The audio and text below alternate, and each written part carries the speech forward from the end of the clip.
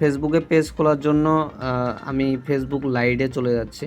লাইটে চলে যাওয়ার পর আমরা উপরের দিকে 3 ডটের মতো যে আইকনটা রয়েছে এখানে ক্লিক করব। এখানে ক্লিক করলে এখানে পেজ এরকম একটা লেখা আছে।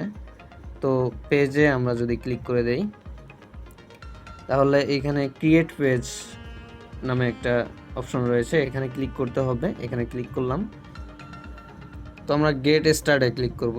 গেট স্টার্টে ক্লিক করার পর এখানে পেজ নেম, মানে আমরা যে পেজের নামটা দেব সেই নামটা এখানে দেব। আপনারা আপনাদের পছন্দ মতো নাম দিয়ে দেবেন, তারপর নেক্সট করে দিতে হবে। নেক্সট করে দিলাম। নেক্সট করে দেওয়ার পর এখানে কিছু ক্যাটাগরি দিতে হবে।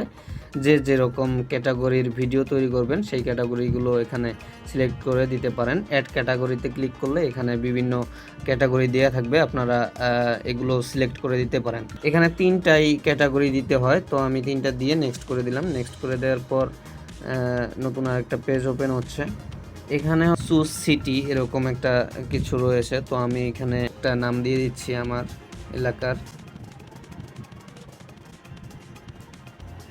তো আমি এটাই দিয়ে দিচ্ছি, দিয়ে নেক্সট করে দিলাম। নেক্সট করে দেওয়ার পর এখানে ডান করে দিলে কিন্তু এটা পেজ ক্রিয়েট হবে। তো এখানে স্কিপ করে দেই, স্কিপ করলেই কিন্তু পেজটা ক্রিয়েট হয়ে গেল। অথবা নিচে যে ডান ছিল লেখা সেখানে যদি আপনারা ক্লিক করে দিতেন তাহলেও কিন্তু পেজটা ক্রিয়েট হয়ে যেত।